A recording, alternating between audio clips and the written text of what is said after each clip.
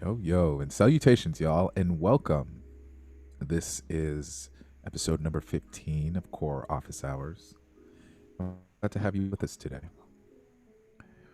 As always, we welcome you wherever you are in the world.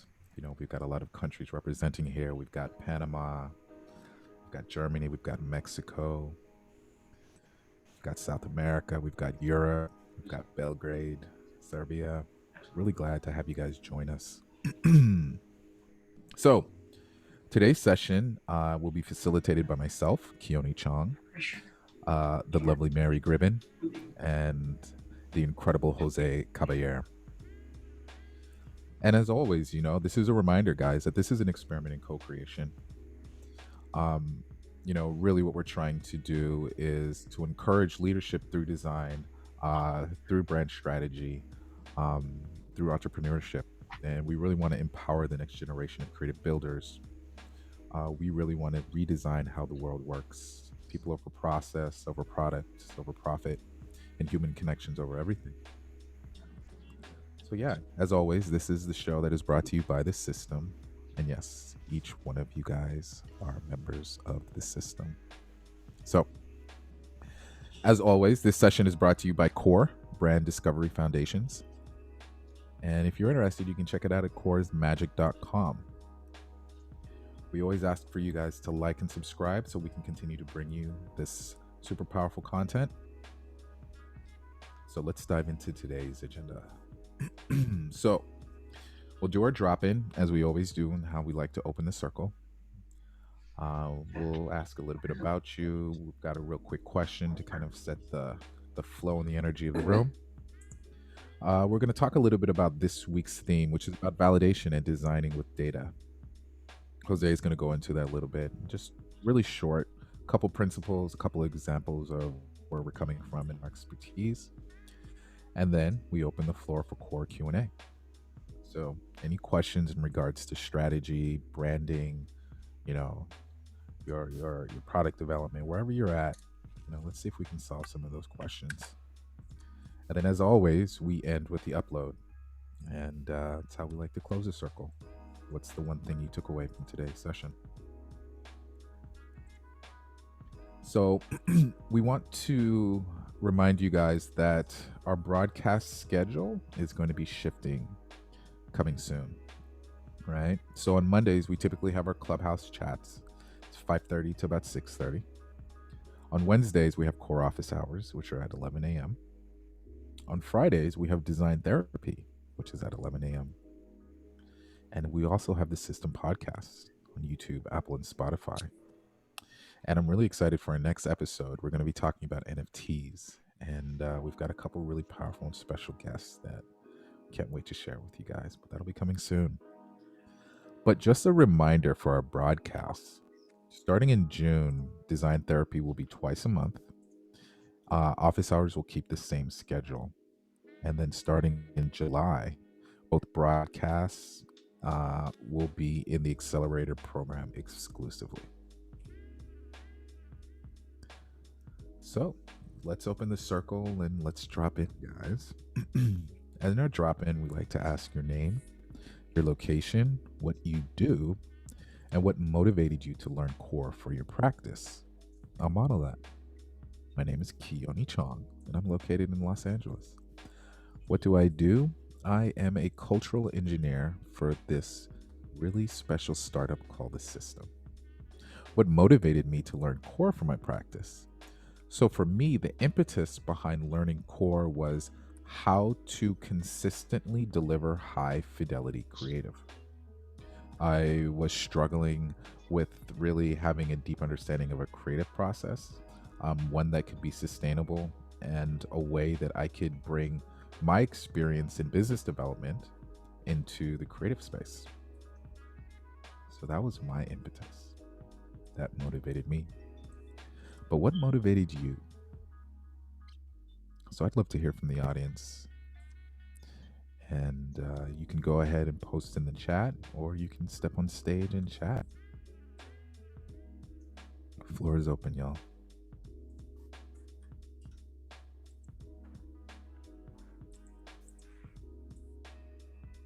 Hey, I'll go. Go for it. Jim. My name is Jim Leonardson. My first office hours was last week. I'm in Chicago, Illinois, in the neighborhood of Logan Square. And what I do is, well, I make things and I design what I call functional art and sculptural objects. That's what I'm doing right now. And I'm also planning to do some brand strategy for other people in my neighborhood in the Chicago area. And the thing that motivated me to learn core was, well, I wanted to do strategy because I started out doing production art for years and that wasn't going anywhere. So I want to move into design work by going through strategy instead of climbing a ladder from basic production up the hierarchy thing. That wasn't working for me. So that's kind of like 2 or 3 things that I'm doing with my time now is little design work and a little creative workshop brand. Nice. That was awesome, Jim. Thank you so much for sharing, man, and glad to have you with us, man. Thanks. Yeah.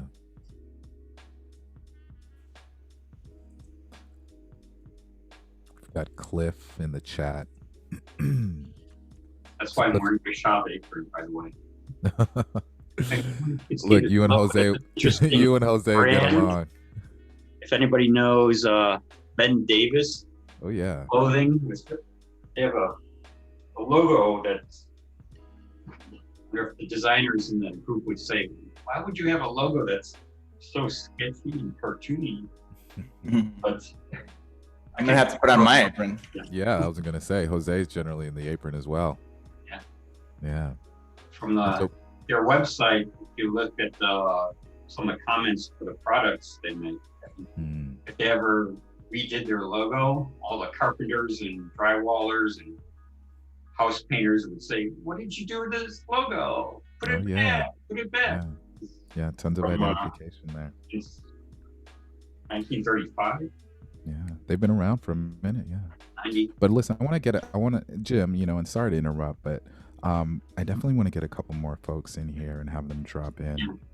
So we do have this session, though. At the end of all of our chats, we have open house milk and no cookies.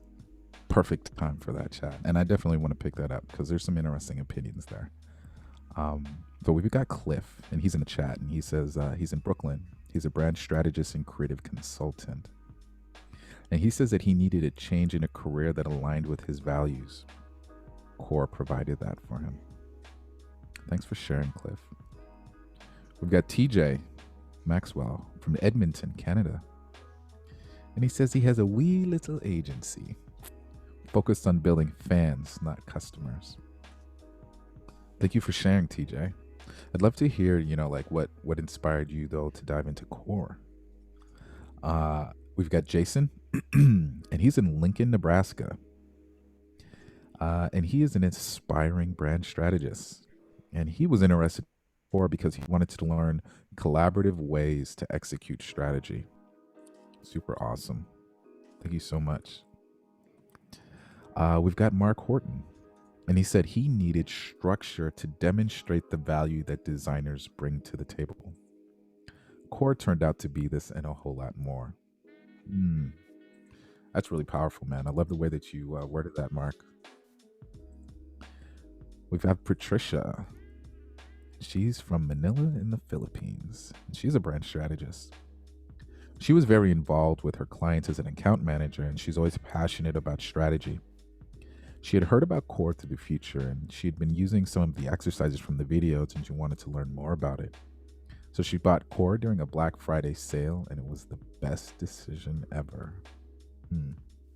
Thank you for sharing, Patricia. Let's get some people on to share, themselves. I know a lot of posts, which is awesome, on the chat, which is beautiful. Yeah. Let's get a few more people. So let's ask Emily. Would you like to come on stage and share? Emily. Austin, Texas in the house.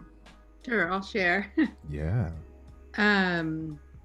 There's two things. I started with Core because I work with a lot of small businesses and they were coming to me for label design oftentimes, but then they would always need other solutions for just different things in their business because they were small. And so Core really helps to dive into those different needs and to prioritize what we should do first, second, and third, and what could help them grow. And I came across Core through the Future and the coaching that Christo did with Melinda. Yeah. So. Awesome. Yeah. Well, welcome. Yeah. From what I've heard, Melinda, she definitely uses Core as a part of her framework as well. So yeah, thank you so much for sharing. So let's call in some folks in the chat. We've got a ton. Would anyone like to share? Someone who's posted in the chat or not? I don't mind sharing. Dive in. David, what's up, brother? Hi there. Yeah, I am David Carl. I'm from the UK, London. I basically bought Core to kind of bridge my ideas and bridge ideas and create actionable decisions from them. You know, I found it was a good way to kind of consolidate my ideas and create ways of making businesses from them. If you don't mind me asking, what was what inspired you to go out and get Core? Was there a particular challenge that you were trying to solve for? Well, yeah, actually there was. My parents live in Jamaica, and go on, my youth. Yep. Yeah. Not born and bred, but definitely my parents are 100%. But yeah, they've got a Airbnb guest house in Jamaica, and they were having trouble prioritizing how they wanted to run it. And I'd been watching Jose and Chris for a couple of maybe a year and a half, watching some of their videos. And so I kind of understood the process prior to purchasing it, but I knew there was a lot more to learn, and I was right. And I was right to purchase it because it really helped. It helped them understand where they needed to go in terms of them being a business, who they wanted to prioritize in terms of the types of customers. And it really helped me because I was able to facilitate that and kind of be the container for that. So that's awesome, man. Appreciate that a lot. Well, hey man, thank you so much for sharing, and really glad to have you in the community. Yes, sir. Yeah, we've got a couple more folks. Let's do a couple more. We've got Richard. Richard, would you like to hop on the mic and share a little bit about your story? Sure thing. Sorry about that. I got double screens on top of each other. I always get confused which left or right side. It's all good. Yeah. I started learning Core. It was my first real introduction to brand strategy and frameworks, coming from a video production background. So I felt that my videos were not, they were missing something, mostly because usually the client comes to you, hey, this is what I want. I'm like, okay, great. Let me just do it for you then, as opposed to actually asking the right questions and understanding what they wanted and understanding the actual goal of a video and the vibe and the look they were going for. Therefore, I found Core through a friend of mine who had it and introduced me to that and the Future and Jose and the framework, I think in 2019. And then I purchased it, I think in March of 2020, and then used it understood it, ran it a couple times on myself and other people to kind of get a feel for it. And I think this was version 1.9. So this is pre-data matching and clustering and things of that nature. Since then, I picked up other strategy frameworks and combined them and kind of, I don't want to say remixed core with others and kind of created my own process. And since then, I love the whole concept behind it. And it's become my standard now for everything I do in the beginning. All my entire process is built on core originally, but it's so different from what it was originally now. But I love it. It's easy to use. My clients love it. It can get to a point really fast. It's changed the way I do business completely. Absolutely, man. You know, a lot of times I think of it as like more of an innovation framework as opposed to a brand strategy framework, because of the options that you have with it, the way that you can wield it in the tool set. Something to really clarify, I mean, because it is not a misnomer that it's a brand strategy framework, because if you understand that it has three things, it has brand, the attributes exercise, it has the user or the customer, which is user experience, and then it has the business objectives, which is, you know, business strategy, which was on purpose. We actually stripped away. There's so many more things that you can do for brand strategy and for messaging and for positioning, but we stripped all those away because our clients were very impatient.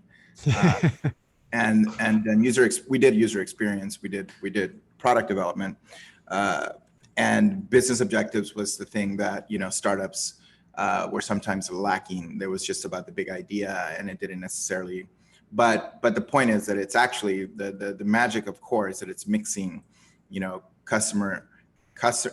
user-based brand and business and business strategy into one thing. But I love the fact, Richard, that you extended it with other frameworks and went deeper. And it's something that is really recommended. I recommend to everyone to like just remix and remix and remix. Yeah, that's one of the things I loved about it. In the beginning, I didn't quite understand until I started running through it a few times. And I would first just start off by just switching the order of the exercises and see if that worked. And it did. And then once I learned other things, I was like, oh, this will match with this perfectly. Oh, so will this. And it became like Legos, where you're just kind of building on top of each other, moving pieces around so you get something that you really like and that you can flow with. And it's been a great tool.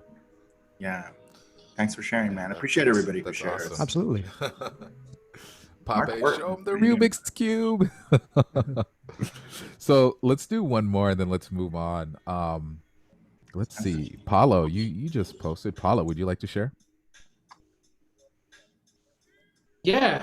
Let me put my camera on real quick. Hey everyone, Paulo here, live in Tacoma, Washington, visual designer. And one of the things I felt like was before core, like I had some idea of like, because I've done a variety of different, I work with different clients, like some with branding, some who want, websites done and just other things. And it's like, I always felt like with each customer, I always had to reinvent the wheel again. And one of the things I love about core is that it's really non-rigid, it's fun, it's interactive. And it was like something where it was like, hey, I know that when I put this in front of the client, I can't guarantee every time like the results, but I can guarantee that just being present and coming there, things will flow, things will come, you know? And many times there have been things where clients have found out things about themselves, like self-knowledge, just from using core. So I love it. Wow. Beautiful share, man. Beautiful share. Thank you. Really excited to hear this from you guys, and the way that you guys are learning and leveraging core. It's why it was impactful for me, and this is absolutely why Jose created this. So, or helped co-write this. So, let's move on and let's kind of dive into the next step of today's broadcast, and that is about validating design with data. So this is sort of our theme for the week, sort of. It absolutely is our theme for the week. And we don't want to spend too much time on this, but we just want to dive into a little bit. I'll do a micro machine fast version of it. There you go. And the reason why I think I wanted to do this, so in the Everyone rebrand that we did recently, we did core at the beginning, but there was also other data inputs. Data input number one was feedback from potential investors. So that's the next slide, and I'll just go through the next slides. They just gave very specific feedback, obviously feedback from the client. Go to the next slide. But what we did 3 things. We did a qualitative focus group with 3 different versions of the packaging, with medium in the middle. There were stylescapes before this, if you're wondering, but we didn't present the stylescapes to the focus groups. For the people who ask about sample size, we used the mailing list of people locally in the area and got about 20 people. And this was simply for qualitative, for design. It was about 30 people maybe in 2 groups of 15. Next slide. And I just want to point out real quick, the Evo and Revo that you see at the bottom is a way that Jeff Silva presents design, and he presents design as evolutions, which is like an extension of existing design, or revolution, which is the Revo, which is like almost like a brand new creative concept altogether. So Yeah. That was just that reference point. I don't know why the slides are looking like low resolution, but it's okay. We prototyped them. They weren't perfect. We weren't ready for design, but we just wanted to put something in front of the client. We set up rooms with it. And then the next slide. We designed the questionnaires with a team that came from Johnson & Johnson, and they have a consultancy called Content BK. It's a good friend of mine, Jeff Silva, and Amy, who led the design part. But we broadcast the actual focus group to the entire team while it was happening, so the designers can watch.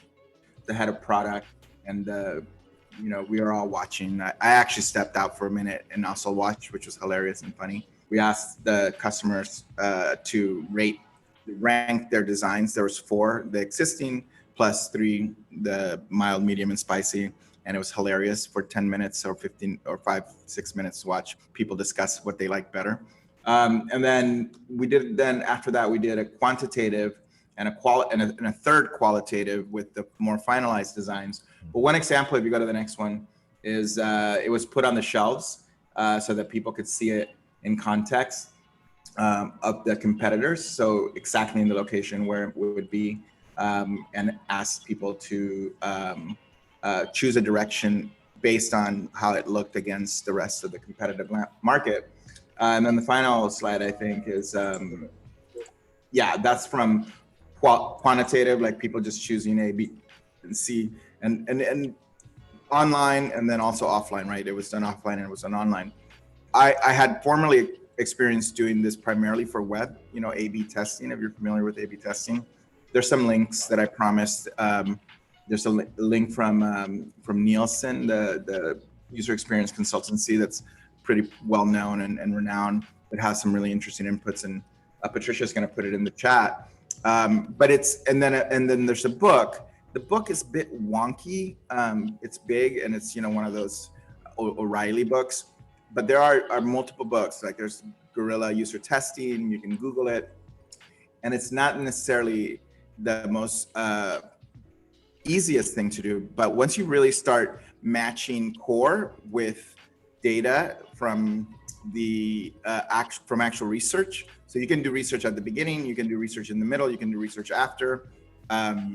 You begin to understand how defining customer profiles and how understanding the needs really matters, and how the attributes are being translated into the actual design. If you hear people say, "Oh, it looks fun, it looks fresh, oh, I feel clean," or whatever it might be that you had as attributes, listening to customers say them makes you're like, "Ooh, yeah, we did the right thing," kind of thing. It's a really interesting kind of experience to begin to get very connected. Connection is really the currency when it comes to understanding cause and effect. And that's it. That's my 2 cents on kind of user testing, just giving you some real recent. The final results, which I do have here in the house, and I'll get it after, as you guys are sharing.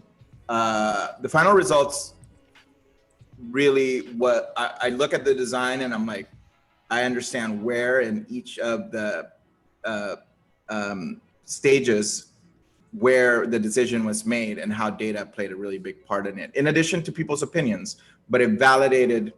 Somebody couldn't say, "Oh no, you know what, I want it this way," because they saw it, they heard people say it, they saw the data, and every time we presented, we would present a summary of the data and what the decision was that was being made. So here's what we heard, here's the decision we made, what does the group think of stakeholders? And they're like, yeah, you got it. I am complete. Thank you for that share, Jose. Before we dive into the QA, does anybody have any comments or thoughts that they want to share?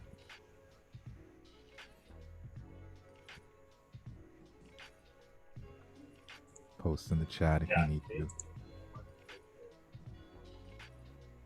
Has anybody here been through any kind of similar experience going through some research as a part of product development?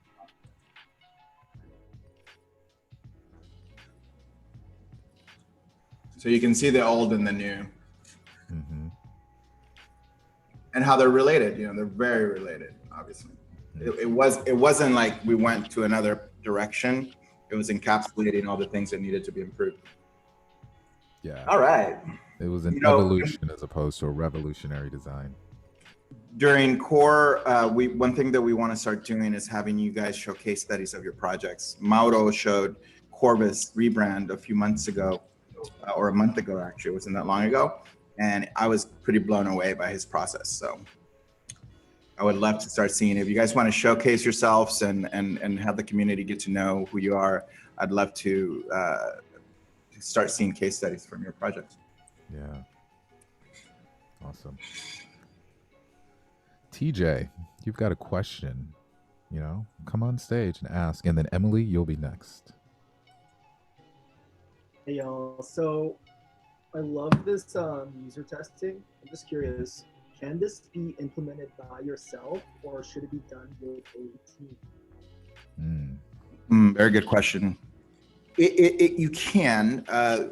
The way that core is set up, or the way that, if you're familiar with Stylescapes and mild, medium, and spicy, it's set up to be a user test in itself. So like you present 3 options. I listen to what people like from each and what they don't like from each. And then I ask them to choose one. That's an A/B test right there, A, B, and C. So you're already doing it for yourself. And then the difference between doing it for yourself with stakeholders is recruiting people with an audience, or with customers, is recruiting them.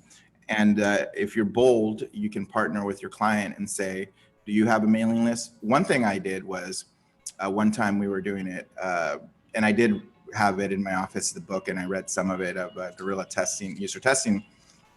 It's like, how do I recruit people?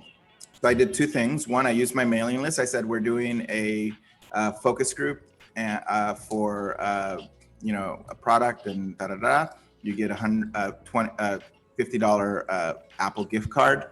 People love Apple gift cards, and you'll get lunch.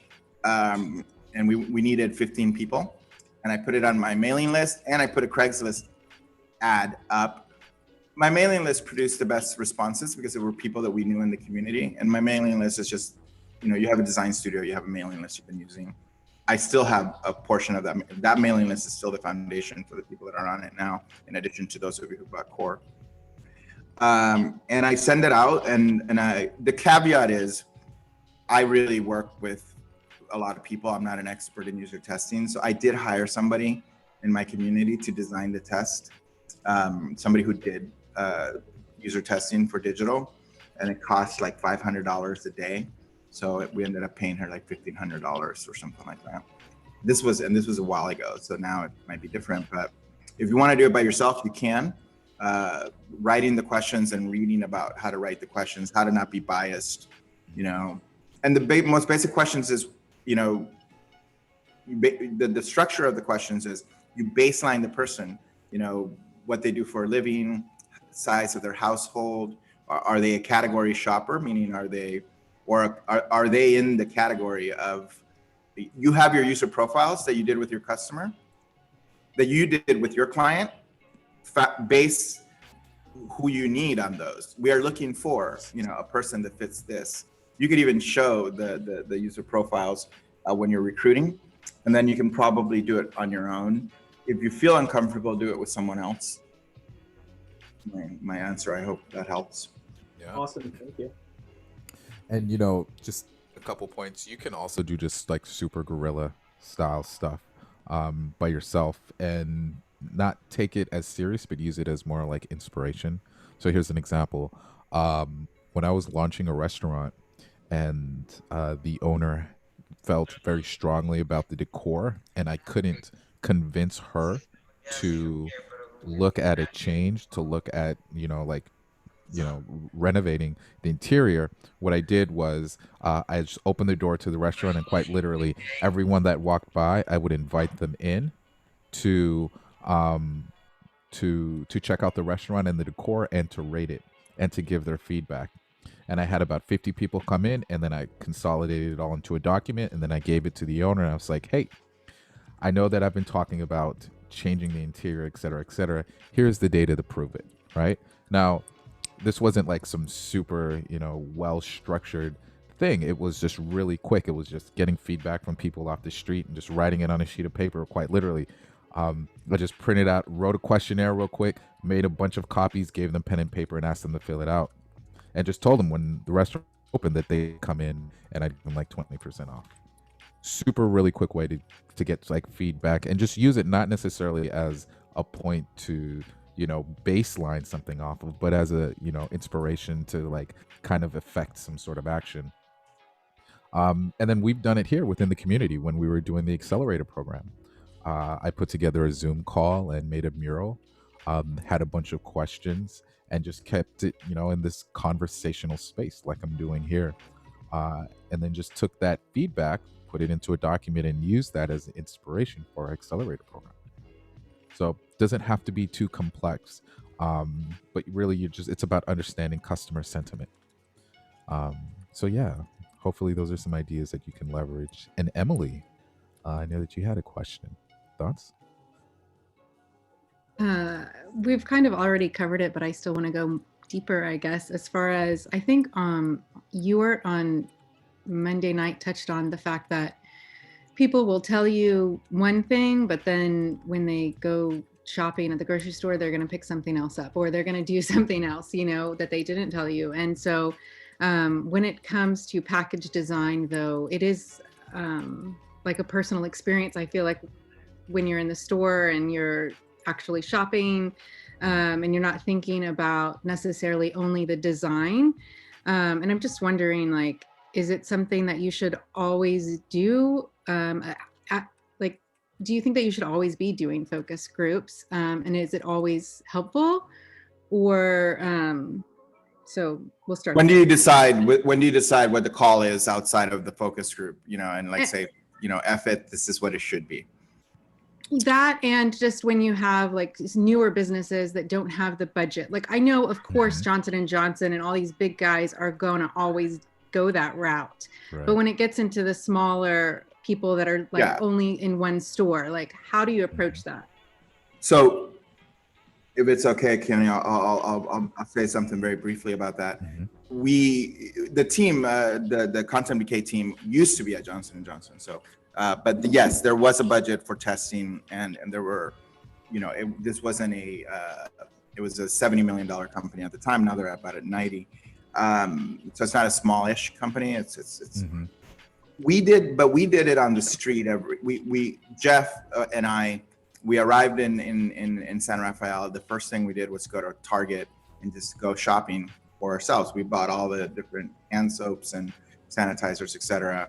And we just hung out, and we're both Tauruses, so we're both pretty obnoxious, meaning like we're open to just talking to people. And literally we sat there while we were shopping, and we saw people come up to get soap, and I'm like, oh, hi, how are you doing? Just curious. I'm a designer, and I'm working on a rebrand of a product, and wondering why did you pick that one? And she kind of told me her story. She goes, oh, I'm a designer too. And she's like a mom, and and then I told her who the product was, and she goes, oh, and I know them, and oh, I didn't know that about them. Oh, okay, cool. Oh, and so it was a whole conversation. This was a woman in her late 40s, and then a Hispanic man came, and he's like sitting there looking at all the soaps, and he's just like really confused. And then he picks one, and I'm like, una pregunta, hermano, ¿por qué tú escogiste esa? Y él me dijo, bueno, he tells me a story. I asked him why he picked it. And it was because of his wife. He's like, well, my wife really likes flowers. So he picked the packaging because of flowers. So we did that on the street. I love that, just being on the street and like talking to people about their sentiment and understanding it, and then being able to take those stories back, you know, of why people, what they know, what they don't know. Those conversations affected our actual scripts, our tests. We did include, you know, like for an example, who else factors into your decision, especially for the men in the focus group. And they said, you know, my children, my spouse, etc. So it was a very interesting insight. I hope that. But you can do it without, you know, the expense. You can do it on the street. You can do a lot of different things without. And then the question is how much your clients will believe you. We took a lot of pictures with our phone of us doing it. So when we presented, we would say, oh yeah, we were at Target and we talked to this woman and there was a picture of the woman and everyone's like, oh, telling the story almost like a vlog to your internal stakeholders was part of what we did. And if you watch the podcast, it's the case study for everyone. We did a lot of crazy things. You know, we set up a whole brand studio with all of the work and all the images, invited the entire company to come and check it out. And I was watching, I was just sitting in a corner watching everyone, what they liked, what they were comments, listening to the conversations. You can make it into a party. Yeah. Or small clients, you know. Yeah. Helps. So Pape, we're going to get you in a second. I just want to add this point, Emily, and I'll share a couple of my experiences. My integration of research into design came from me running a restaurant, being responsible for the restaurant. And so I was, at the time, I'd never had any restaurant background and then, you know, working in a restaurant, but to lead a menu, to creatively direct a menu, to creatively direct the experience of a restaurant. I had an idea, but they were just ideas, you know, until they got validated by the customer. So I was in this constant mode of you produce something new, you put it out, you get feedback from the customer, you take the feedback into the kitchen, the chef, hey chef, she like this, she like that, boom, boom, boom. And it's this constant cycle. That cycle, for me, I just thought was just part of the restaurant business, just, you know, part of the creative process. And it was something that I was doing naturally because, you know, we couldn't afford to have some sort of research company. You know, occasionally we do like surveys in our email like once a month, but so much of the feedback came from live interaction with the customers, watching how they're eating the food, trying to understand that, right? And food and cuisine in the restaurant, that's a very intimate experience. That got validated when I got to Apple, which was my next gig. So working at Apple in their retail location, they tested everything from how many inches the front door was away from the front threshold of the opening to what distance of that made it feel like welcoming and opening, as opposed to the distance that was sort of like was like put offish a little bit. They tested everything in all manners, right? To the different tones of the wood in the tables, right? Like and for me, I was like, this is crazy. Like, why would you test? But my experience at the restaurant taught me that this process of execution, you know, is this constant back and forth. You launch the product, you get the data, you get the feedback, you look at what you do, you address it, you address the strategy, then you execute the next iteration of it. And it's this constant cycle. So for me, learning that experience in the restaurant industry and learning it just through the interaction, constantly having conversations with the customers. There wasn't anything, you know, like expensive or heavy or, you know, like too girthy to manage, right? That required a ton of resources. But just as simple as having the conversations gave me enough insights to be able to help push the next strategy of product development forward. Hopefully that answers your question. Then that all Pape. makes sense. Awesome. Pape, what's up? Yes, I just wanted to share because I was on the Clubhouse on Monday and we were having the same conversation. So I thought just giving away some of the conclusions that I got, and maybe you guys can expand from that so that people that were not there, we can kind of bring that conversation of Monday here, because it was super valuable. And one thing that Barrett said was the data tells you where to look, but humans tell you what to do. And I think that connects directly to what you were saying, that at the end is just a conversation. And we as human beings, like as we speak, we're analyzing data. We're analyzing how my hands move, how my eyebrows move. You know, you're always analyzing stuff. But and in my personal experience, like through psychotropic, for example, I created the user profiles, but I had no way of validating it in a way, like, or I didn't know I had tools for validating that. And by chance, I decided to do like this artist of the week. And I did 4 questions that were really based on what I define as my user story.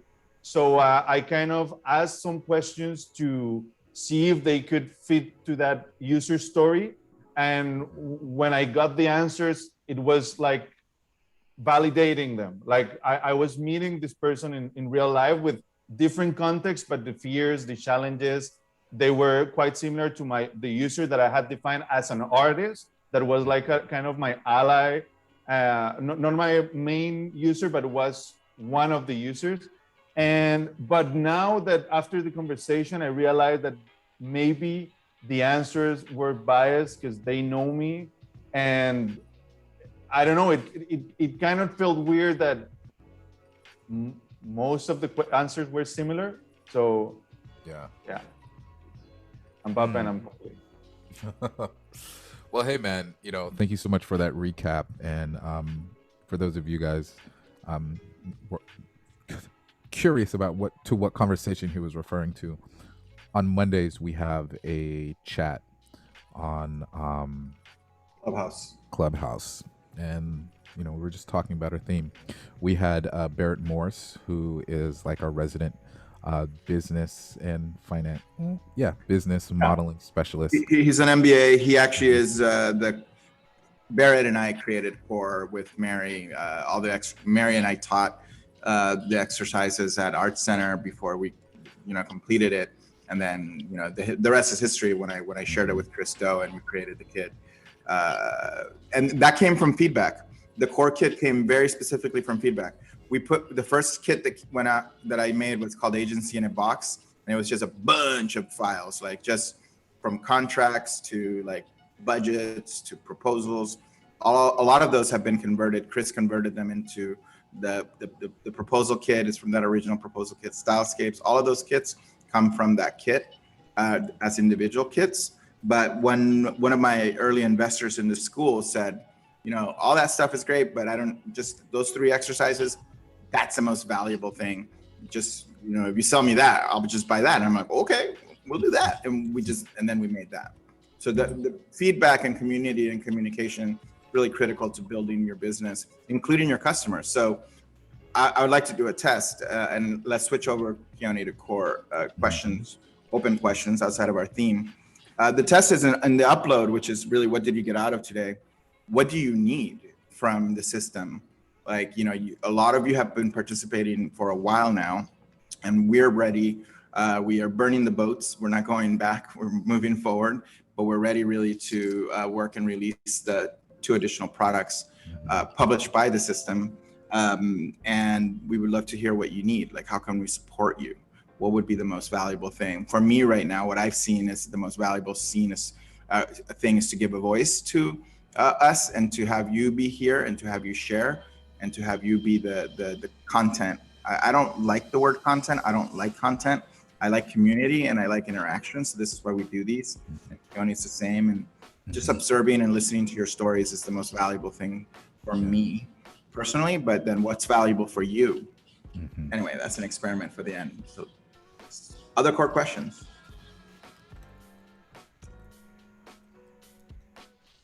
Natasha, we are getting the equipment that we need to record our clubhouses. This week, actually, we started doing that. So we'll be recording them and putting them out. And we'll be posting the replays in the Accelerator program. So we might just repeat the cycle, meaning we might repeat the same topics. Yeah, can you hear me?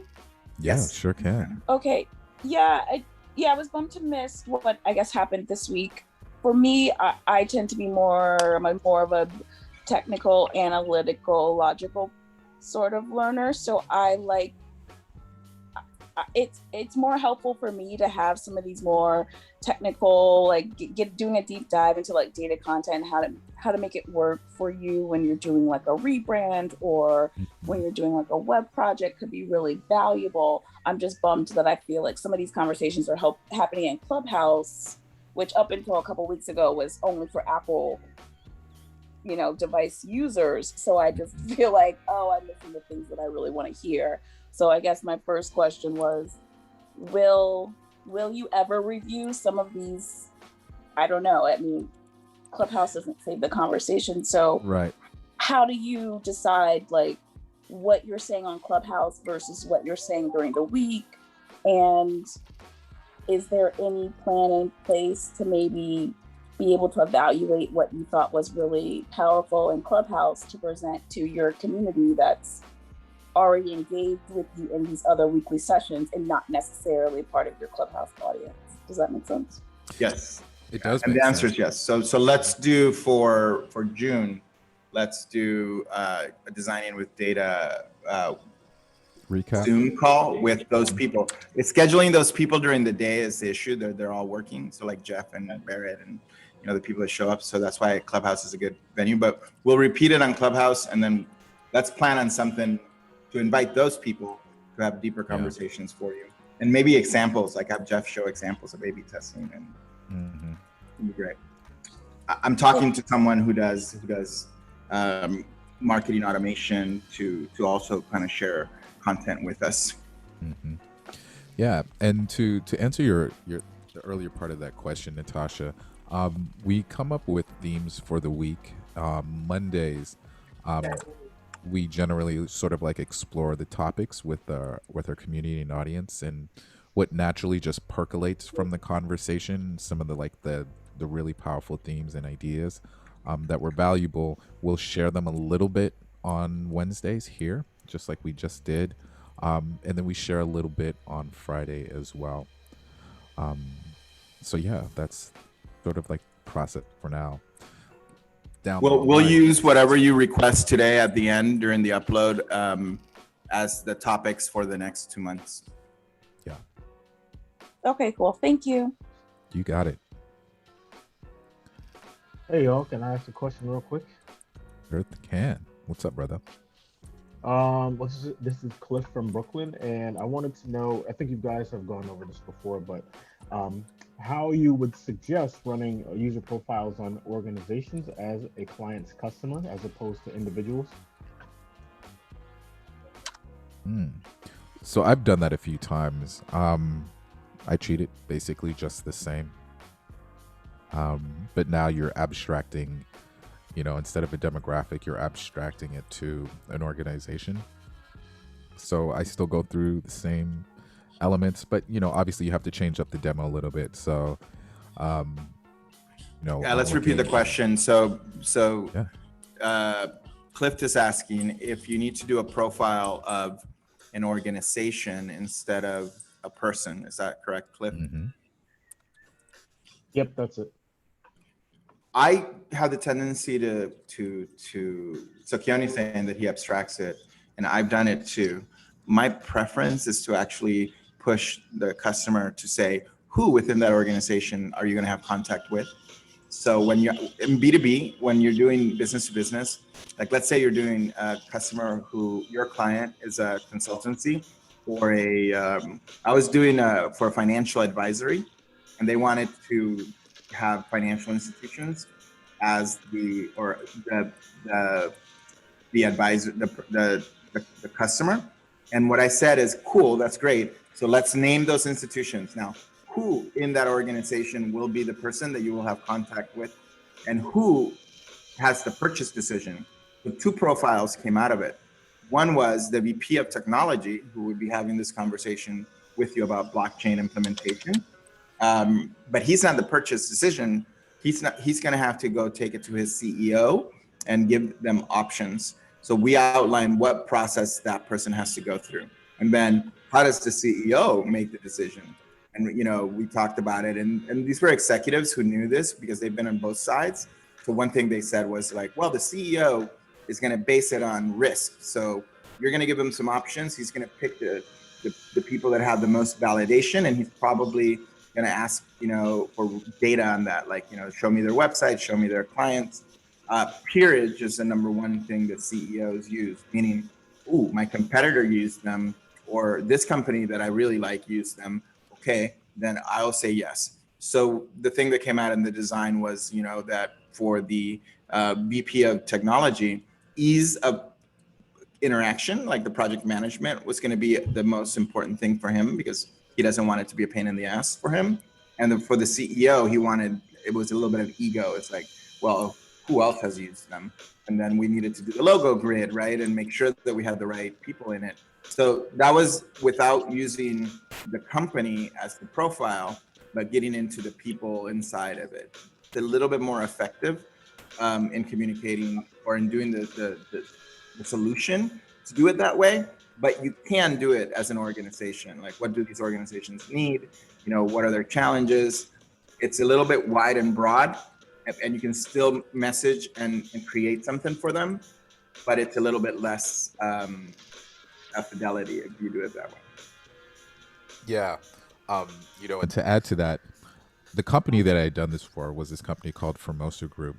And we started with a company because we didn't know at the time. So we sort of abstracted what the company would need. And then as we learned more about the company, it evolved from a profile based around a company to a profile based on the individuals in that industry that were purchasers that were looking for that kind of service. Mary, do you have a point of view on this? Yeah. Yeah, I think everything that you guys are pointing out is really, important to consider. I don't know if I have anything specific to add, but you really want to just, like, it's a validation loop, I guess, the cycle, so the OODA loop. What? I said it's called the OODA loop. Yeah. So just making those adjustments along the way based on, the input you're receiving, and also, thinking about who the users are and adjusting that as well. We keep doing that, right? With our in our own process at the moment, as we're starting the system and figuring out what we're doing. It's changed quite a bit, like just through this validation, the community validation, which is amazing to see. Yeah. So what I mentioned was it's called the OODA loop, and it's developed by military strategists in the United States Air Force. So I learned of this concept through aerospace design when I was studying aerospace design at Cal Poly Pomona, and it was a pilot that referenced the OODA loop. And basically, it's observe, orient, decide, and act, which is the basic process that we go through in design. We observe, we orient, meaning we incorporate the data and we update it. We decide, we prioritize how we apply it to the product, and then we act, we execute it, right? For military, they use, the OODA loop, as components of, avionics. And when pilots are flying and they're in a situation and they don't know what to do, they're supposed to go to this same process, the OODA loop, which is always about observing, orienting, deciding, and acting. Thank you, Keone. That was helpful. Amazing. Yeah, you got it. Can I ask one more question, or would you rather move on to another person first? Do we have anybody with their hands raised, Patricia? Let's see if anybody else has another question, but we'll come back to you. We'll answer all the questions. These are 1.5 hours. We try to keep them under that usually, but if you need to go, you can go and say goodbye. We love you. Yeah. Continue. If anybody else has a question, Hit me to throw you. I actually have a question. I guess it's still pertaining to the user profile section. Okay. And what I'm trying to do, I've actually done a few of these exercises now in the last couple of years, and the one that's really getting to me right now as far as the planning process is obviously we got the city job, rebranding the city. So kudos on that. Congratulations. Did you guys close it, Courtney? Yeah. Yes. Oh my God! All right, everybody, let's take a pause and let's all applaud that win. Yay! Good job. Thank you. All right, yes. Go for it. And so I'm actually trying to perfect my way of approaching the user profile section to get the most out of it, right? So when coming with the team, Patricia and Portia and I getting together, obviously I'll be the one in person doing the sessions. So I'm trying to find a repeatable system whereas I extract the most valuable information in those, especially in terms of the story and the needs section, right? Obviously the demographics and how we can serve those needs is the easiest part to me, at least. But extracting from the story, telling the story of the user as well as their needs. Like if anybody can share some insight on how any process that you use that's repeatable. I'm trying to get, because I believe that's how I'll master it once I get a repeatable process on how to approach that. Any insight? Beautiful. Let's let the community answer that. How do you guys help the company, the story of the user? Anybody have any insights into that? Bobby, any of the pros here? Richard. This is Richard here. I'll chime in. I created a section within my user profile worksheet, I guess. I call it circumstance. And I tap into the past, present, and future states of your user profile. So you kind of make up a story like, okay, this is where they are today. Well, where were they before in order to get where they are today, and where do they aspire? Granted, it's all assumptions in your own mind, and it has to be validated in real life to some degree. But essentially, it's as if you were creating a character in a story. We have to give them some sort of motivation to explain their current circumstance of why they are. So really, I'm just kind of creating it out of scratch, as if I'm writing a character in a movie or a TV show. That's the way I approach it. And then obviously the user journey tends to help a lot as well for current circumstances and how they think. Also, I craft that story out of a previous exercise I call mindset, which is based on what we believe this particular profile believes in, what their values are. So it can give them some sort of dimension in the context of how they think, and then makes it much easier to develop this profile or this character in the circumstance stage. Yeah. Damn brilliant. That is damn brilliant. Thank you, Richard. Man, I snaps to that. Jeff Silva, I've seen him use empathy mapping a lot. Like, like where does this person shop? What does this person think? What are they, what is their mindset? Like Richard just said. But I love the one that's the simplest, what Richard said, that I'll like double click on. Double tap is beginning, middle, and an end. Where are they now? Where were they before? Where are they headed? That's a brilliant one. Simple enough. All of those were great suggestions so that you can help you systemize. Thank you, Richard. Yeah. And and go ahead. No, when you get to the where they're heading, what I try to use is find, for me, or the middle would be like the challenge. Like that would be when I go from, so you start with the demographic, then you start with the story, but at the end of the story, I always lead it in a way where I find like the challenge that I will try to find a solution through the products or through the branding of my client, and then after that, the challenge will give me the needs, and from the needs, I will help him get to where this customer or character wants to go. So what you're saying, and I want to make sure I'm clear. So what you're saying is basically you try to find the cause behind the effect. Is that what you're saying? More or less like leading into, I guess, the challenges that they're facing. So try to create that cause of why that effect happened. Is that what you're saying? Yeah. Okay. Pretty much, yeah. Yeah. Well. Yeah. So, Scola, do you feel like that was you got value from those answers? Oh, most definitely. Okay. Most definitely. And Patricia has a way that she does it.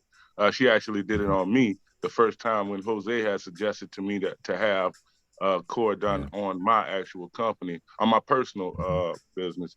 And Patricia did it, and she has a unique way of doing it as well. And I like that. I'm just trying to culminate and build my own style. Yeah. Yeah. You know,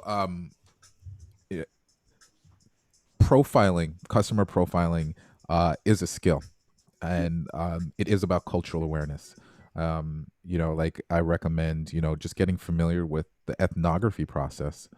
This is how academics go about and identify cultures. And just search up anthropology, search up ethnographies. And what ethnographies is it's really about user journey mapping. It's about understanding your, you know, your subject, you know, what their motivations are, their psychographic motivations, what they're trying to accomplish, and, you know, the path in which they go about trying to solve that.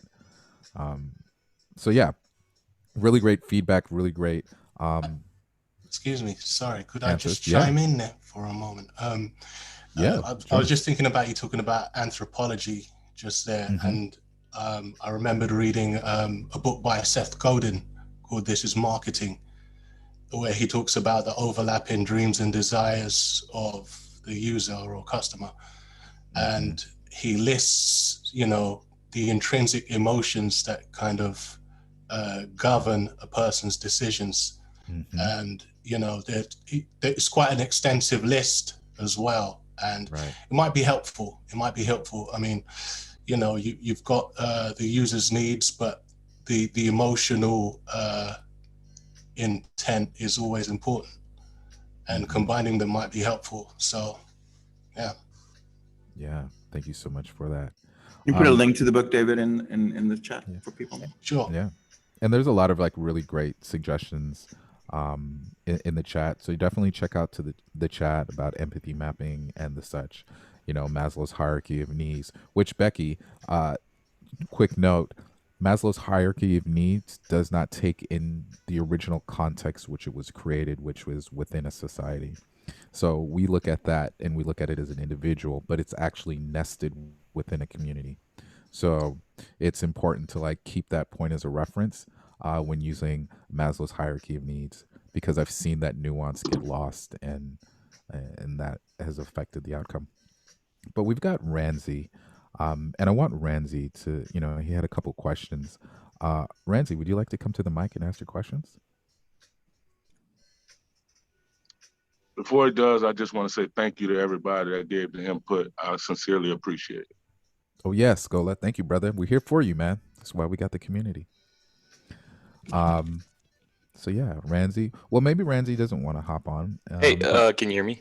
Oh, there we go. Yeah, What's I'm up? here now. Hey, man. Took me a second to figure it out. Oh, good.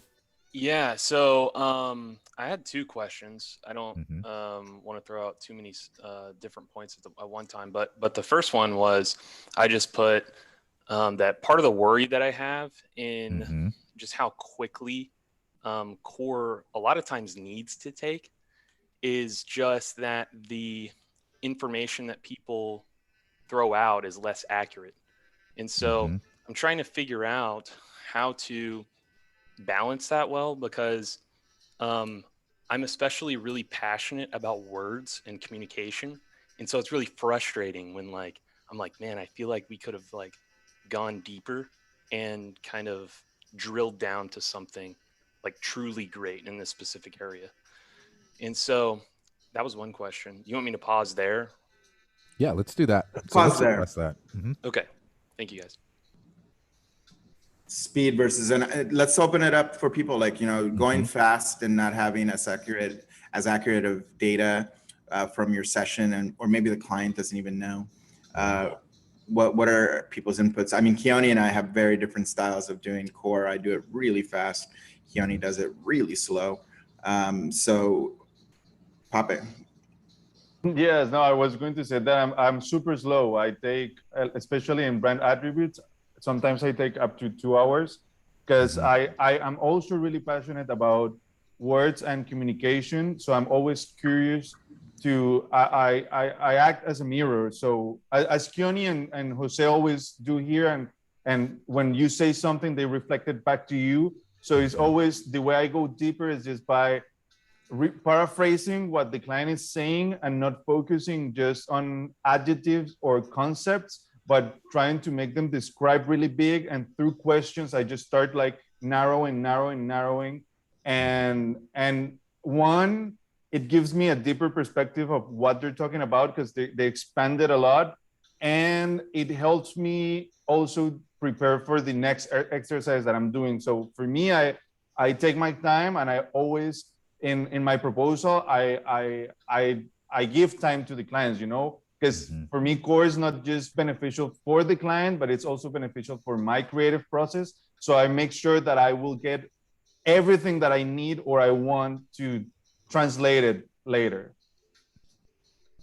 Bob, expand that on the relationship issue. I was about to make another comment in the chat, not to take up too much time, about the size of the company and the type of company it is. A startup might be okay to go really fast with assumptions and you need to validate them very quickly. Where an existing company that will lose a lot if you mess up might want to spend more time. Sometimes I'm regretful that I didn't spend more time on everyone, like in customer profiles, for example. So yeah. You basically answered exactly what I was about to say.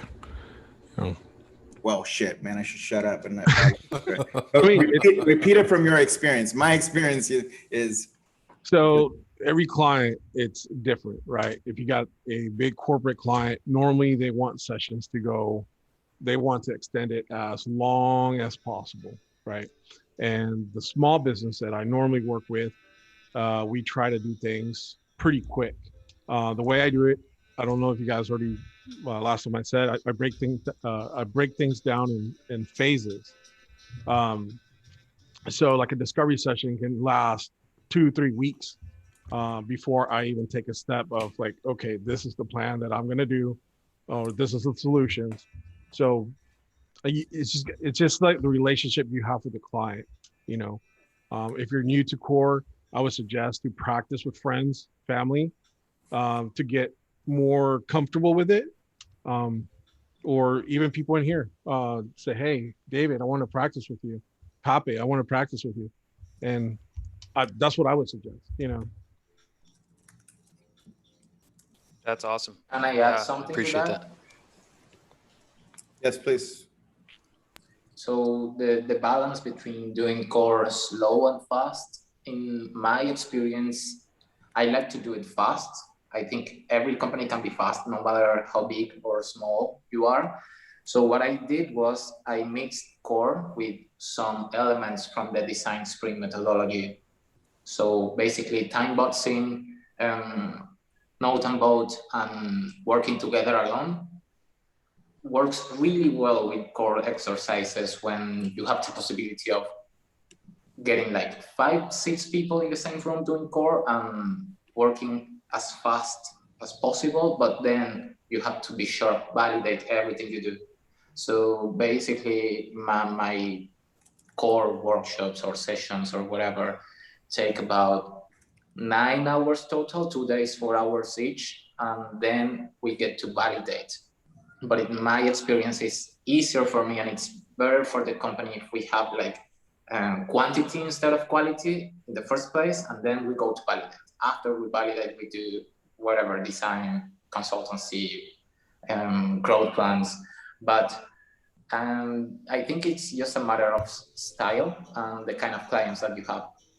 In my case, doing it fast and mixing it with design sprints, exercises, or concepts, it's what's worked for me. Awesome. Thank you so much for sharing, Sergio. One of the reasons I said with larger companies, they want to take extra time is because they have more stakeholders. And sometimes their board, you'll have about 20 people in a board and everybody wants like a turn to say, this is not working, this is working. That's the only reason I would say with larger companies, they normally tend to want to extend projects way longer than they need to be, you know. But I agree with Sergio. You can make things faster. You can sit at your own momentum and say, we need to have this done at this date, at this time. And also just to come on the back of what Bobby said. I've found that working fast, efficient, and on schedule, while still being able to address people's problems, they become extremely thankful in the end. When you've finally got to that solution, they're like, "Oh my God, you heard me. We were on schedule. The exercises really helped flesh out what I was thinking." Yeah. Yeah. Like what Becky said too. Becky said the post, like you input it fast, then you sit in front of it and you go, maybe this can change here, this can change here. One thing I've done successfully is we did it really fast with all the stakeholders, and then I bring like the CEO, and we just sit in front of it and we go like, yeah, maybe here, let's adjust it here, let's adjust it here. So that's a really good suggestion, Becky, to really go deeper. Not necessarily in the session, because executives are busy. You don't want to that we take up all their time. If it's a solopreneur and you're good friends, I like Pape's method of working, which is like, cigars, dominoes, and rum, and you just take a long time and you're like doing a core session. We should do a core session like that. That'd be really awesome. We call it Latin American core. Yes. Jim likes that. Jim's like, yeah, man, let's go to that one. So yeah, so did that answer the question sufficiently? Do you feel like you have enough insights to move forward? That was super, super helpful. Yeah, I appreciate it and everybody's thoughts. That was pretty deep and good. So Dope. Yeah. Well, you said that you had another question, right? There's two. Yeah. I was just gonna say, like, what are some ways, and also, like, I want to honor the scope of this conversation. So if this is outside of that, then obviously not. We'll do that question quickly. Do you want me to synthesize it for you? I'll do the micro machine. Sure. Yeah. It's like, how do you expand customer profiles in the brand strategy process? One thing I'm learning, and Keone has said this a few times from some insights, is using real people. And so for showcasing it to people and abstracting or synthesizing it from multiple brains into one customer profile, to saying, no, let's pick one person, talk to the person, or like just really define that one person, even using the real name, which I always say is a no-no, but just for the sake of that exercise, and really understanding their needs and then validating it with that person. That's one way to expand it, like deeper. And then the other way to expand it is abstracting it into the difference in, like, for example, qualitative data and quantitative data is the ability to say, let's say in quantitative, what are the percentages and the numbers of people that match that profile? And that obviously depends on how you design the quant study. Let's say a survey saying, to your audience of age, gender, like shopping patterns, et cetera, and then seeing the likelihood or the variance in the data to the original profile. That's an expansion, because then you kind of pinpoint even more specifically into your overarching audience, what it is that that's true from them. So those are two ways. One, using real people. Second, validating through surveying a broad swath of customers who come back and go, ooh, okay, I don't know that answers, or that's those are expanses. But then jobs to be done, empathy mapping, those are expansions. Doing user journeys, customer journeys, customer stories is another way. I love Mary's service design framework, which is putting a user into action. It's not her framework, but she knows how to use it. So there's a lot of ways of expanding the customer into. It's mainly about making the story. Once you have the profile, that's really the expansion. Yeah, that makes sense. Sweet. Well, hey man, was that valuable for now? You have time maybe for one more. Yeah, that was great. Wrap up. Jim, you're up next. You're our last caller. I have a question about a strategy book I have. Has anybody read the 33 Strategies of War? Oh my gosh, I love that book. So I'm thinking a lot of people who are creative see war and think, no, I'm not going down that road. So I'd recommend it if you think of the title as the 33 Principles of Strategy, it's going to be a lot more oh, absolutely. useful. So you have to translate the each principle and think of, oh, you have to declare a strategy, because the first principle is you need to declare what you're warring against and declare your war. Okay, well, declare your objective, so then your strategy can come. Good one. Becomes more business, more strategic workshop with a military history framework or examples. Case studies are just drawn from war, which is distasteful for most people. Yeah, you know, Simon Anybody Sinek. else read it? Yeah, that's a great question. Has anybody else in the audience read it? Not yet, but it's on the queue. Yeah, it's awesome. There's actually a comic book series that's around it as well, that I got for one of my nephews. You know, he does. You know, the Art of War has a lot of very similar principles that Simon Sinek uses when he talks about, like, you know, for a lot of us that are familiar with Simon Sinek, he really talks about the need for us to have very open communication and be able to relate to each other on human levels, and to really emphasize culture and human values over the product, processes, and, you know, profit. What's really interesting in the way that he presents it is he does it in the same way that the Art of War does, where he uses principles in warfare, to advocate for these principles in business. And initially, it was a little distasteful at first for me, but he says something that's really interesting. And he says the reason that he does this is he says that these are circumstances of life and death, right? In our business, these generally aren't life or death situations. These are more, you know, comfort. We have the space and the time to make, you know, what we think are the right decisions, as opposed to warfare, where people's lives quite literally are on the line. So, you know, with that added, you know, risk and, you know, opportunity for loss, you know, he emphasizes the need for, you know, these kind of strategies. If they were successful in a war type environment where someone's life is on the line, well, we can expect the same kind of success in a business, you know, scenario with profit on the line. So let's upload. Let's talk about the accelerator, and let's close it up so that everyone can get on. I'm hungry actually, but I might actually get a snack while I'm waiting. But yeah, let's do it, y'all. the reason I'm thinking about barbecue, I'm looking at Emily and I'm like, you live in Austin. I need some barbecue. So yeah, guys, you know, this was today's core Q&A. Hope that it was super valuable for you guys. This is just a little bit about a core or a lean framework.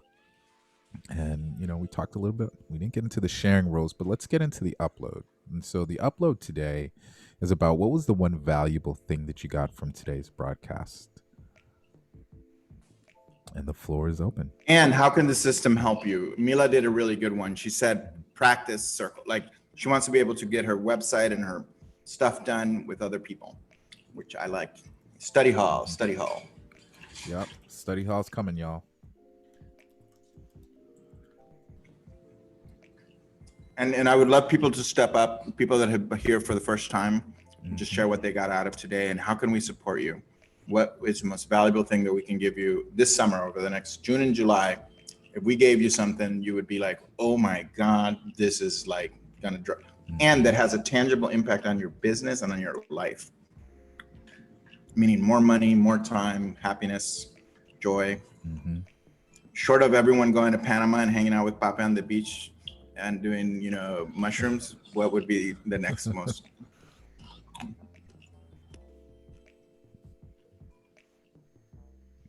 Hi there. Yeah, I can share.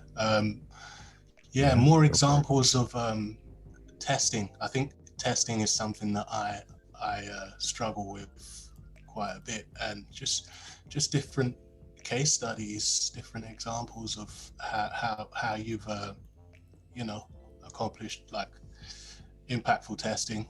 Other than that, it's been great to be here.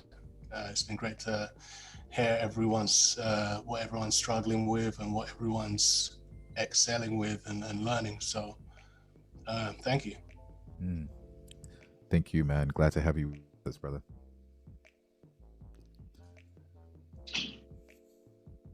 Yeah, I would say for me, it's just broadened one, how I view how to do customer profiles, but also just like, I think that my desire to want to try to perfect every single facet of it has kind of made me rigid. And you guys showed me that it really doesn't have to be that. Like it's good to be flexible. And so I would say that was super helpful. And also just like the sheer amount of resources that everybody sent is like unbelievable. I think that will probably prove to be the biggest help for me, because now I have like 12 tabs open with all sorts of different stuff that I'm going to dive into. I think for me, I've been curious about testing and stuff like that before, but as far as something that would be immediately helpful is, I think like more resources of like, right when I have like an assessment meeting with a client, how to maneuver that conversation. I'm really new to all of this. And so that's kind of where I'm at right now, of just like, how does that first meeting go? How do you really make them feel or demonstrate that you understand their problem and that you're with them? And so, yeah. So Ramsey, I have a document that I put together. The Future made a version of this, but it's called a first meeting workbook. And basically it goes through some of the primary questions around what I put, what I needed to be able to understand a business before diving into the strategy. And it includes a couple elements in there that are about connecting with the potential client, identifying them and qualifying them, whether it's revenue, where they are in their process of looking for, an agency or a freelancer to work with them, what their resource and readiness is like, the history of how the brand got to where it's at. So yeah, I'll reach out to me, hit me on my socials, and I'll make sure that I'll send that to you. But also, furthermore, I think this is actually a great opportunity to talk about our Accelerator program. So our Accelerator program is, around creative leaders that are looking to scale their skills. So within the Accelerator program, you are going to find things like case studies of projects that we've worked on, like live projects. So everything from, retail to cannabis to startups and applications to super large like creative agencies out here in the movie industry. We're going to be putting out all of the work that we've done over the last few years, and you're going to be able to see actual case studies and the internal documents that went in alongside them. So if you're curious on what like a $200,000 brand redesign project looks like internally in the documentation, that's what we'll have in the Accelerator program. So yeah. Thanks so much, Keone. You got it.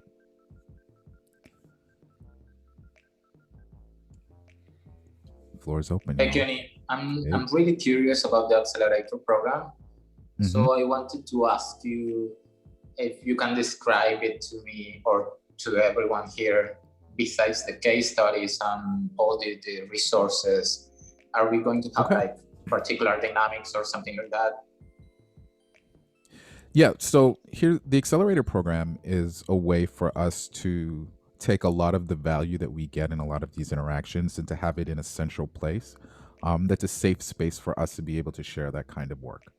We can't share a lot of our work publicly. And, we want to build a community. So that was the concept behind the Accelerator program. Any individual, no matter where they are in their career, can hop into it and sort of supercharge their growth and give themselves like a baseline for development. So here's how the Accelerator program works. You start with the very first circle, which is a practice circle. And it starts with you really formalizing your story so that you can tell your story. And the reason that we have that as sort of the intro into the Accelerator program is within our community, it's key that you're able to tell your story, you're able to share your superpowers and your talent, and to be able to share your purpose. What we want to do is we want to create a community where everyone can collaborate with each other and learn with each other.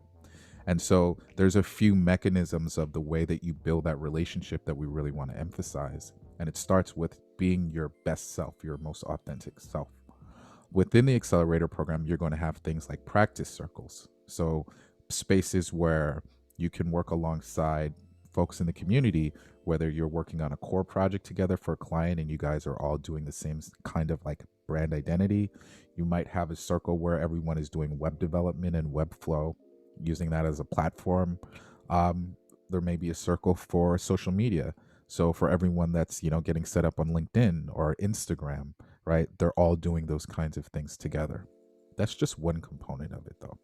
We're going to have study hall, which is like a co-working space where twice a week we'll have an open Zoom just like this. I'll be spitting the jams. I'll be bringing the hot fire, but everyone can kind of collaborate and have this space where you don't feel like you're working alone, and it's, it tends to be tough for like creatives and a lot of strategists in our space to kind of find like-minded folks that are working in the same kinds of ways that they're working, and they can get the support.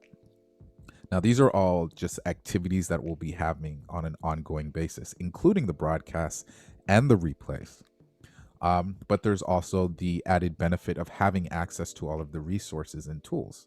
So knowing a exercise to use with a particular kind of brand challenge and seeing an example of that, or needing a document like a rate card or what my pitch deck should have, or what does a statement of work look like, right? We're going to provide all of those documents in the Accelerator program, so you don't have to go around looking for them or buying them by piecemealing, right? You have everything basically that you need to run your own creative agency as a freelancer or larger, whatever the case, in the Accelerator program. Plus, you have the added benefit of this support community like we have here. And then, down the line, there's a lot of goals that I have in mind for the Accelerator program. Having folks like Barrett come on board and having sessions in there where we say, okay, we want for you guys to understand the 7 different kinds of business models that exist, so that you guys are even more prepared when you guys step into your next client meeting, right? So that's sort of a synopsis about the Accelerator program. If you guys are interested in it, you guys should definitely email me. We're launching our first cohort in July. July 2nd is when we're going to be launching. And so if you're interested, you'd like to sign up, go ahead and hit me up. That's my email. You guys can email me. The cost right now is $135 a month. And I'm just super excited for it because this is something that, we've been working on a year towards. And I think this is going to be this is like the salt-based sprinkling on top of the steak. This is everything. This is all coming together. And yeah, I'm really excited to put this together for you guys. Something I wish I had. So Bobby, is there a discount paid up front? Yeah, you got it. Yes, there is a discount. So if you buy a yearly subscription, it'll be $1,300, $1,200, I believe. I believe it's Jose, you're muted, by the way. But Bobby, I'll check in with you and I'll confirm that. Okay. Let's do this also, since we're only doing two. We're doing two design therapies in June. Let's have the 2 spaces. We'll do a session like this. We'll do a webinar to show you and answer all the questions to go through the program. I mean, my objective is that we're able to do both the personal work, doing your story, doing your own core, learning how to run circles and facilitate inside the Accelerator program, in addition to all the resources that Keone's mentioning. So both the soft skills and the hard skills, the meta skills and it's an experiment. And can we do both, right? Can we do the vibes that we have in design therapy that we've been prototyping with you for the last year, and the work of the business, like getting stuff done at the same time. And for me, I work better in groups and in collaboration with good jams. So ask the questions. Can you put the slide with the link for the Patricia, can you drop in the link to the Facebook group? Ask your questions about there, and we'll coordinate from there. Yeah. Mm-hmm. Yep. So that's the core tribe link on Facebook. We're using circles.so, the same platform that the pro group is using feature coordinate. Yep. Yeah. So yeah, guys. That's it. So let's wind this down, guys. We want to thank you guys for rocking with us. This is definitely like the highlights of our week, is getting a chance just to hang out with the community. So we just want to remind you, we do have a Facebook group. Check us out. If you have additional questions, you can definitely ask us there. If you're in the Pro Future group, we also have a section for core there, so you can ask questions there and we'll answer them. And we want to invite you to connect with us, in all of the places on the interwebs where we are: Instagram, Facebook, Twitter. My Instagram is about to kick off next week. Really excited for that. Check us out. You can check us out at We Are the System, no E. You can follow me at Keone Chong. You can follow Mary at Mary A. Gribbin, and you can follow Jose at Jose Caballer. We use the hashtags Core is Magic and We Are the System. And as always, you can always find Core at coreismagic.com. So, as we end today's session, we just ask for you to like and subscribe. Just a reminder, y'all, that we are the system here, and we're only here because of you. So, much love, y'all. Have an incredible week. You guys are super powerful. You guys are super creative, and you guys can create anything that you guys put your mind to. So keep building, keep designing, keep dreaming. Love y'all. Peace. Thank you, everyone. Thank you. Thank you, Keone. Bye-bye. See you soon. Jim, love the apron. I think we should do system aprons.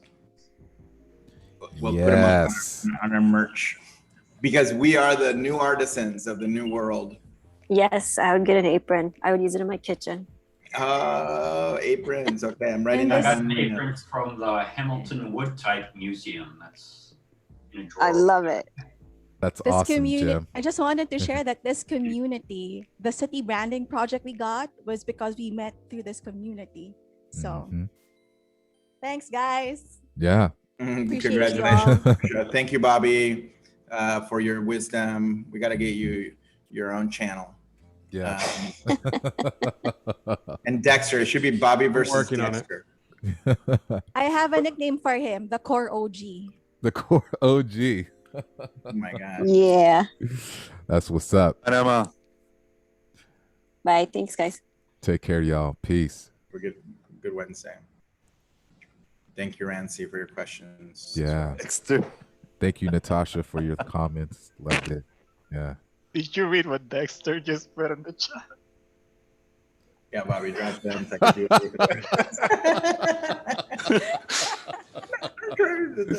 Yo, when I make my hip hop album, Dexter, I want you doing all my ad libs in the background. Oh my gosh. Yes. Hell yeah. Yeah, I just want to say it was super helpful, super awesome meeting all you guys. This is my first time, so definitely gonna See join you again. again on Friday, guys. Rancy. Yeah, sounds good. Awesome, For sure. Ramsey. Appreciate it. Yeah, man. Glad to have you with us. See y'all. Take care, Thank man. you, Peace. Jim. We appreciate Yeah. you. Thanks. Jim, glad to have you with us, man. Adriana. Yeah. I love the background. Itzel. That's super beautiful. What does Itzel mean? It's I forget it. I don't know.